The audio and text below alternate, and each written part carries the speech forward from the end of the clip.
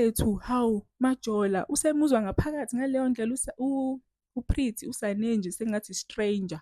Ungaze ufunge ukuthi like uSane uyena ofikile nje abangamazi ukuthi uVedani wafike sethi ukhulelwe.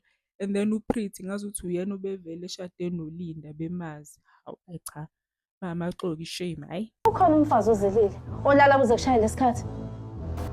Uthi kwenzekeni ngale ngane yabantu ezithwele edinga wena edinga usizo lwakho. Mangabulele wena ulala kuze kuphakama ilanga imisebe yalo ingene la emsintileni wakho.